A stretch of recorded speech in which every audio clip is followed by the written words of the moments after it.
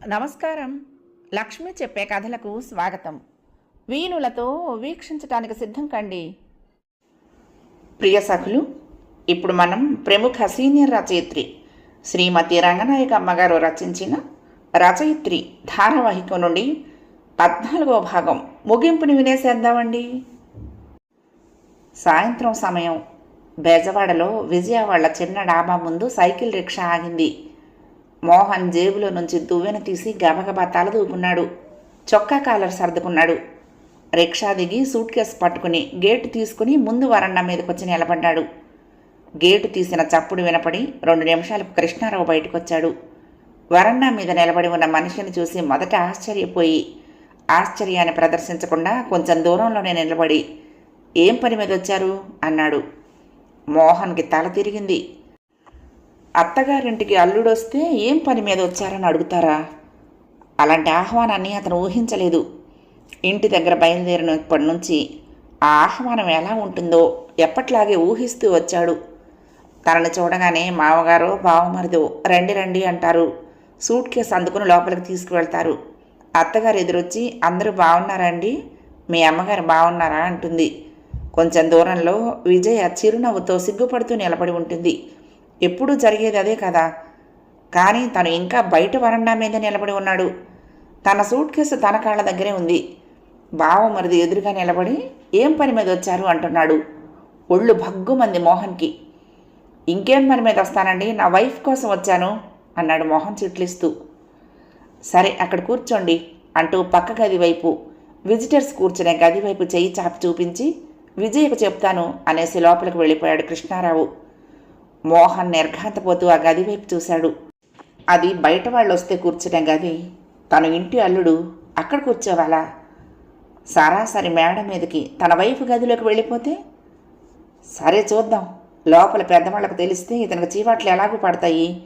మామగారు పరిగెత్తుకొచ్చి అయ్యయ్యో ఇక్కడ కూర్చున్నారేమిటి అంటాడుగా. అప్పుడు చెప్పొచ్చు మీ పుత్రుడు చేసిన నిర్వాహకం ఇది అని. ఇదే మంచిది. మోహన్ సూట్ కేసుతో విజిటర్స్ గదిలోకి నడిచాడు.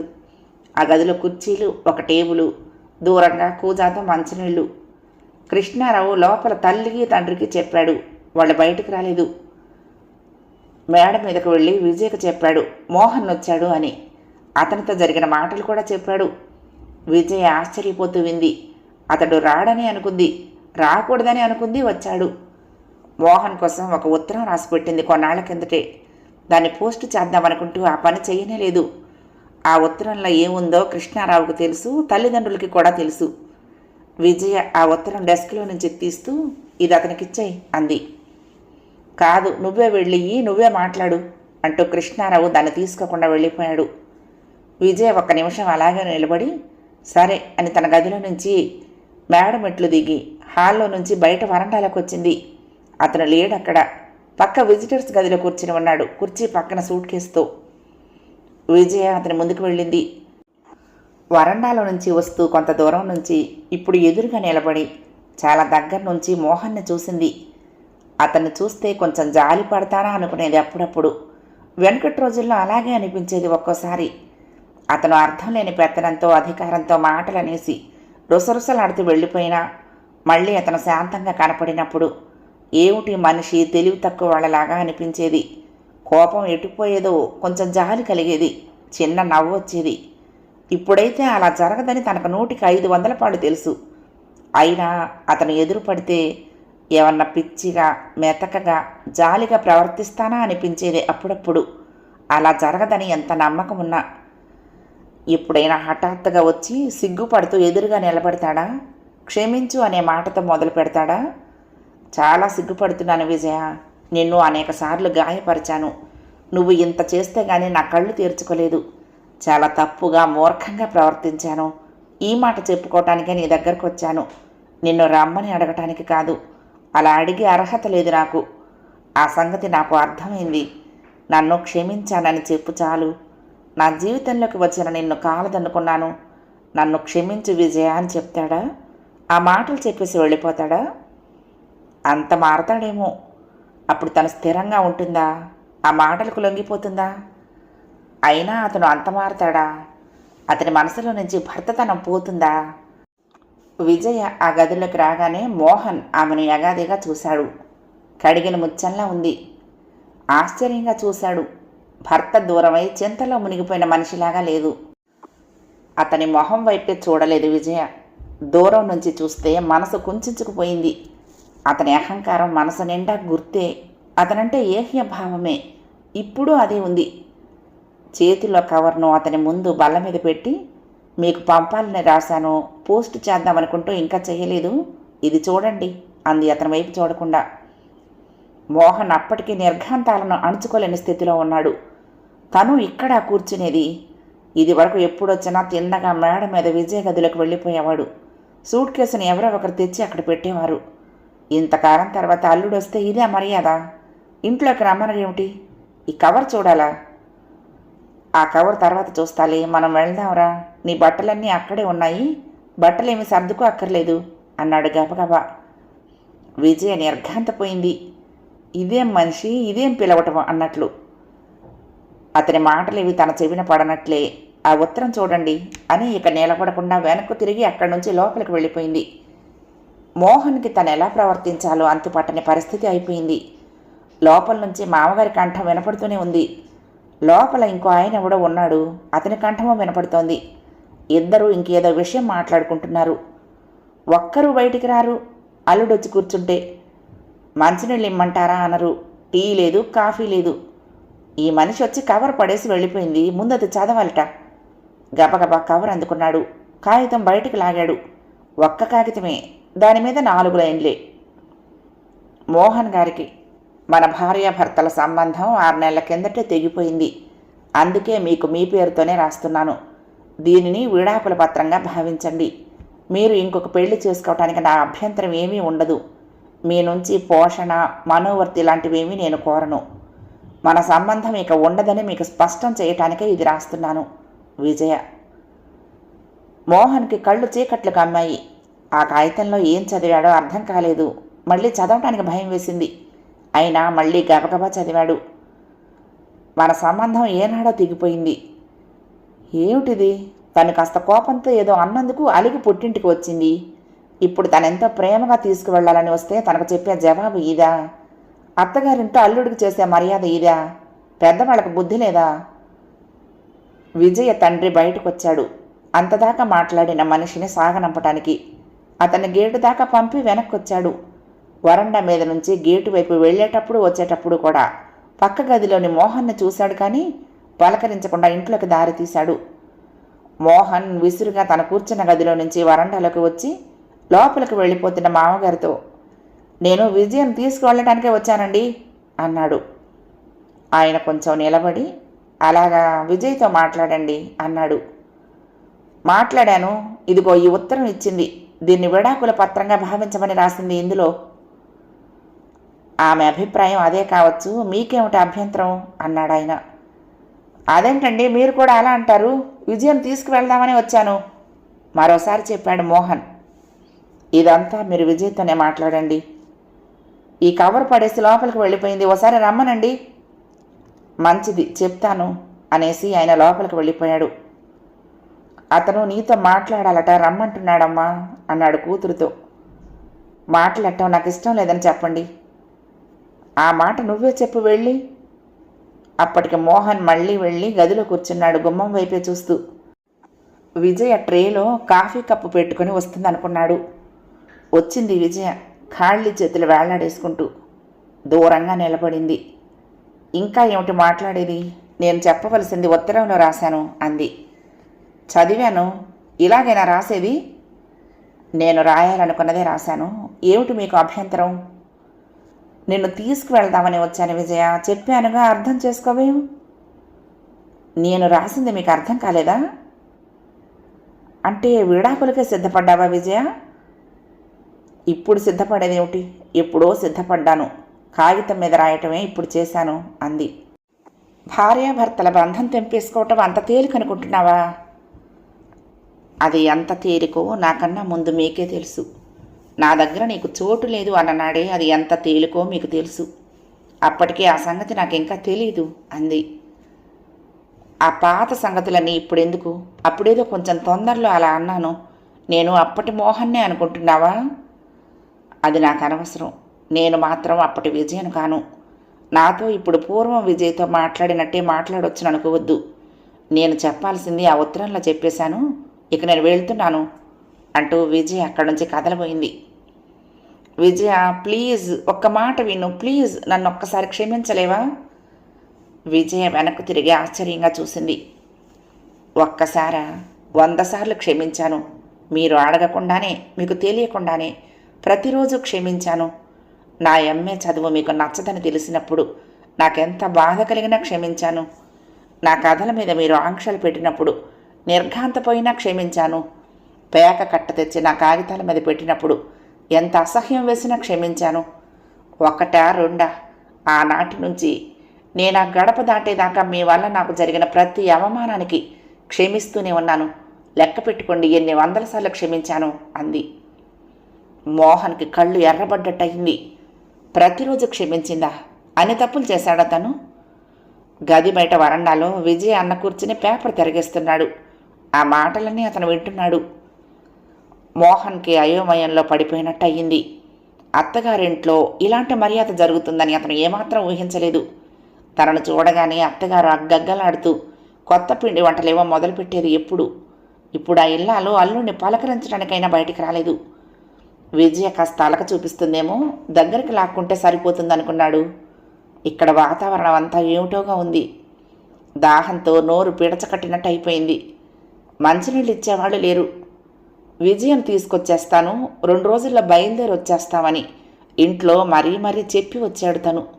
కమలాకరంతో అంతకన్నా ధైర్యంగా చెప్పాడు. ఇప్పుడు విజయ్ లేకుండానే తిరుగు ముఖం పట్టాలా? వదిన ముఖం ఎలా చూడాలి? కమలాకరంతో ఏం చెప్పాలి? నిజమే విజయ, నిన్ను చాలా బాధ పెట్టాను, కాదనను, నిజమే అన్నాడు. విజయ తిరస్కారంగా చూసింది. ఆపుకోలేని ఉద్వేగంతో మాటలు పొంగి పొర్లినట్టు మాట్లాడేసింది. ఒకరు బాధ పెట్టేదేమిటి? నన్ను నేనే బాధ పెట్టుకున్నాను. నా అజ్ఞానమే నన్ను బాధల్లో పడేసింది.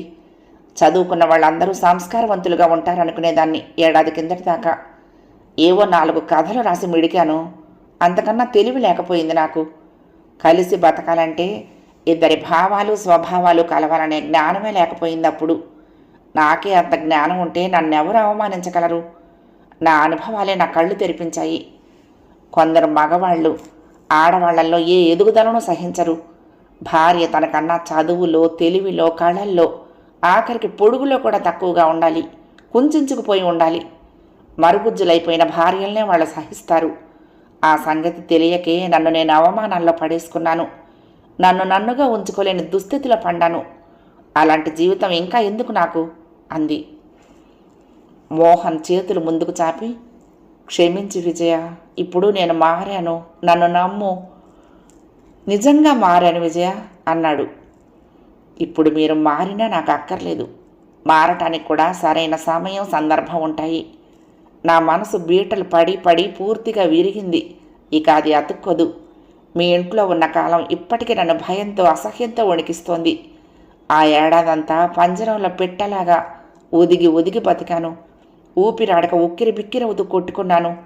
ధారాపాతంగా కారే నా కన్నీళ్లను దాచుకుంటూ నిద్రలేని రాత్రులేనో గడిపాను. అక్కడ రుక్మిణి అనే దేవత ఉంది కాబట్టి ఆ మాత్రం ప్రాణాలతో నిలబడ్డాను. ఈనాటికి కదా తేలిగ్గా గాలి పీల్చుకుంటున్నాను. కంటి నిండా నిద్రపోతున్నాను. ఎంత మూర్ఖురాలైనా మళ్ళీ ఆ బానిసత్వంలోకి కాలు పెట్టదు. ఆ సిగ్గుమాలిన బతుకు వైపు మొహం తిప్పదు. నా మీద అనవసరపు భ్రమలు పెట్టుకోక మీ దారిని మీరు వెళ్ళండి అంది. ఆ మాటలన్నీ వింటూ మోహన్ కొయ్యబారిపోయాడు. ఇక ఈమె రాదా ఏంటి? నిజంగా రాదా? తను ఒక్కడే తిరుగు ముఖం పట్టాలా? వదిన మొహం ఎలా చూడాలి? కమలాకరానికి ఏం చెప్పాలి? తను మారిపోయానంటున్నాను అమ్మదేవ్. ఇంకేం చెప్పాలి తను? విజయ, వదినకి ఒంట్లో బాగోలేదు, చాలా నీరస పడిపోతోంది. ఇంట్లో అమ్మ లేదు, నువ్వు లేవు. పని మనిషి సరిగ్గా రావటం లేదు. పని ఎక్కువైపోయి జబ్బు పడేలాగా ఉంది అన్నాడు. విజయకు అసహ్యం వేసింది. అబద్ధాలతో తనను నమ్మించాలనే ప్రయత్నం. ఇది అతనిలో మార్పు. పర్వాలేదు, ఆవిడ జబ్బు పడ్డా ఆవిడ భర్త మంచి వైద్యం చేయిస్తారు. ఒక పని మనిషి రాకపోతే ఇంకొక పని మనిషిని కుదురుస్తారు. మరీ అవసరమైతే పనంతా ఆయనే చేస్తారు. అలాంటి భర్తలతో ఆడవాళ్ళు సంతోషంగానే ఉంటారు. ఒకరోజు జబ్బు పడ్డా మర్నాడే తేరుకుంటారు. సూడిగుండంలో పడిపోయి సుళ్ళు తిరుగుతూ కాళ్ళు చేతులు అందని మనిషిలాగా అయిపోయాడు మోహన్. విజయను తీసుకువెళ్లకుండా తను కదలకూడదు, తన ప్రయత్నాలన్నీ తను చేయాల్సిందే అనుకున్నాడు. విజయ, మర్చిపోయాను, నీకు చాలా ఉత్తరాలు వచ్చాయి. అన్నీ జాగ్రత్తగా డెస్క్లో దాచిపెట్టి ఉంచాను. వాళ్లకు జవాబులు ఇవ్వకపోతే ఏం బాగుంటుంది అన్నాడు. ఆ బాగోగులు మీకు అనవసరం. ఆ పాఠకులందరూ నాకు మళ్ళీ రాస్తారు, అది నేను చూసుకుంటాను అంది. అయితే నువ్వు నిజంగా విడిపోవాలని అనుకుంటున్నావా?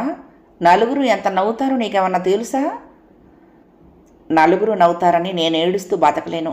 ఎందరు నవ్వినా నాకు పర్వాలేదు. ఎవరినన్నా అడుగు విజయ, నీకు ఇష్టమైన వాళ్ళని అడుగు, ఏమంటారో. నువ్వు చెప్పేది మంచిదంటారా అన్నాడు. ఎవరిని అడగనవసరం లేదు. నా సమస్య నాకు తెలుసు. నాకు ఏది మంచో ఎవరు చెప్పక్కర్లేదు అంది. ఏంటి విజయ ఇలా మాట్లాడుతున్నావు? నువ్వెప్పుడైనా ఇలా మాట్లాడేవా? ఇలా మాట్లాడినందుకు నాకేం ఒరిగింది? నా జీవితం మీద అధికారి ఉన్నప్పుడు ఇలా ఎలా మాట్లాడతాను? అప్పుడు నా మాటలన్నీ నా చేతలన్నీ ఆయన అధీనం. నేను ఎలా రాయాలో రాయకూడదో, ఎక్కడికి వెళ్లాలో వెళ్ళకూడదో, ఎలా ఉండాలో ఉండకూడదో అన్నీ ఆయన అధీనం. అధికారి అదుపాజ్ఞల్లో పడి ఉండవలసిన బానిస నోరెత్తితే అధికారి సహిస్తాడా? పళ్ళు రాలగొడతానంటాడు.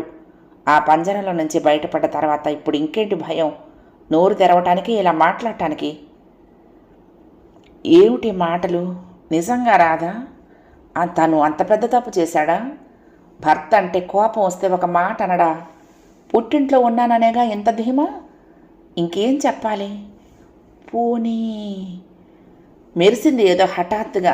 అతని మొహం వికసించింది. విజయ, మనం ఎంఏకి కడదామన్నావు కదా, ఎప్పుడో అన్నావు, మళ్ళీ అడగనే లేదు. నేను మర్చిపోయాను. ఇప్పుడు మళ్ళీ పరీక్షలంటే నా వల్ల కాదు, కానీ నువ్వు చదువుకో, నాకేం అభ్యంతరం లేదు. నేను ఒప్పుకోననేగా నువ్వు మానేశావు. నన్ను అడిగితే ఎప్పుడో ఒప్పుకునేవాడిని విజయ, నన్ను ఎందుకు అడగలేదు చెప్పు? విజయ ఆశ్చర్యపోతూ చూసింది. అతని ధోరణికి కుంగిపోతున్నట్లు చూసింది. ఎంత అజ్ఞానం! ఇంకా తన చేతిలో ఏదో ఉందనే భ్రమ. తనని అడగాలి, తను అంగీకరిస్తాడు. నీ చదువు నీ ఇష్టమని ఆనాడు ఎందుకు అనలేకపోయాడు? ఆనాడు తప్పుగా ఆలోచించానని ఈనాడైనా ఎందుకు తెలుసుకోడు? ఆనాటి నేరాలకు తనను చూడగానే నిజమైన పశ్చాత్తాపంతో సిగ్గుపడతాడేమో, కన్నీరు మున్నీరవుతాడేమో, తన నిర్ణయం సడలిపోతుందేమోనని తనను తాను శంకించుకుంటూ వచ్చింది. కానీ అతను ఎప్పట్లాగే ఉన్నాడు. తన చదువుకి అనుమతి ఇస్తానంటున్నాడు. ఎక్కడి నుంచి పుట్టుకొస్తోంది ఇంత మూర్ఖత్వం? కోపం చూపటం కూడా నిరర్ధకం అనిపించింది. నిదానంగా మాట్లాడింది. ఇప్పుడు నా చదువు సంధ్యలు నా అధీనం. దానికోసం ఎవరి అనుమతులు, ఎవరి అంగీకారాలు నాకు అక్కర్లేదు. అప్పుడు కూడా ఒకరి అనుమతి కోసం ఎదురు చూడలేదు నేను.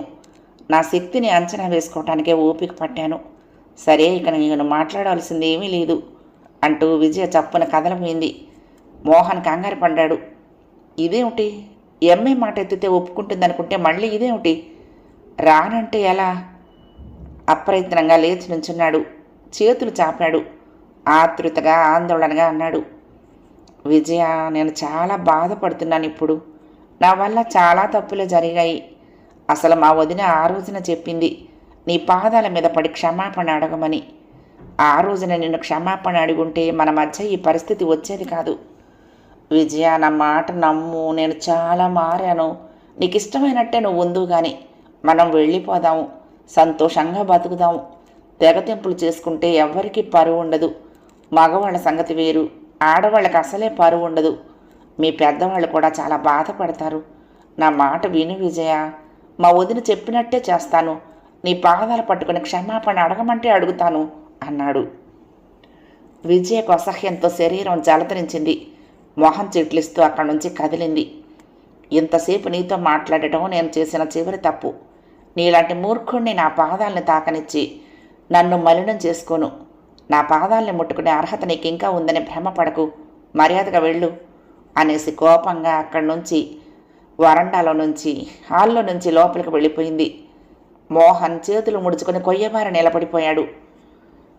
కాసేపటికి వరండాలో తిరుగుతున్న కృష్ణారావు గుమ్మం దగ్గరికి వచ్చాడు. విజయ్తో మాట్లాడటం అయింది కదా, ఇక మీరు వెళ్ళొచ్చు అన్నాడు. నిర్ఘాంతపోతూ కదిలాడు మోహన్. దీర్ఘాలోచనలో మునిగి గది బయటకొచ్చాడు. కృష్ణారావు గది వైపు చేయి చూపిస్తూ, సూట్ కేసు మర్చిపోయారు, తీసుకోండి అన్నాడు. ఏమిటి అన్నట్లు చూసి గదిలోకి పరిగెత్తాడు. గతంలో అయితే 2-3 సార్లు మోహన్ సూట్ కేసుని కృష్ణారావే రిక్షాలో పెట్టాడు. మోహన్ గదిలోకి వెళ్ళి సూట్ కేసు తీసుకుని బయటకొస్తూ, మీ నాన్నగారిని ఓసారి పిలవండి అన్నాడు కృష్ణారావుతో గాభరాగా. హాల్లోనే ఉన్న నాన్నగారు ఎవరు పిలవకుండానే బయటకొచ్చాడు. అతన్ని చూసి చూడగానే మోహన్ ఆగ్రహంగా, మీ అమ్మాయి ఎలా మాట్లాడుతుందో చూసారా అన్నాడు. ఎలా మాట్లాడినా అది ఆమె సమస్య. తన సమస్య గురించి ఎలా మాట్లాడాలో ఆమెకు తెలుసు అన్నాడు విజయ తండ్రి గంభీరంగా. అది కాదండి, నేను తనను తీసుకువెళ్దామనే వచ్చాను.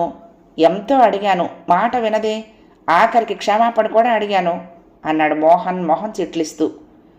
దూరంగా నిలబడి ఉన్న కృష్ణారావు, క్షమాపణ ఆఖరికి అడిగారా? మొదటే అడిగితే మీ పని కొంచెం జరిగేదేమో అన్నాడు. ఎప్పుడు అడిగితే ఏంటండి? అసలు ఏ భర్త అయినా భార్యను క్షమాపణ అడుగుతాడా అన్నాడు మోహన్. అడగడు, నిజమే, కానీ పళ్ళు రాలగొట్టడానికి సిద్ధమైన భర్తను క్షమించి తన పళ్లకు మళ్ళీ ప్రమాదం తెచ్చుకోవటం ఆమెకి ఇష్టం లేనట్టుంది అన్నాడు కృష్ణారావు నవ్వుతూ. మోహన్కి తల తీసేసినట్లయింది. కోపంలో ఎన్నో అంటావండి, ఆ మాత్రానికి దాంపత్యాలు తెగిపోతాయా? అంతా ఆమె నిర్ణయమేనా? పెద్ద మనుషులు ఎవరు ఉండరా? ఎందుకుండరు? పెద్ద మనుషులు, బంధువులు, సంఘము, కోర్టులు అన్నీ ఉంటాయి.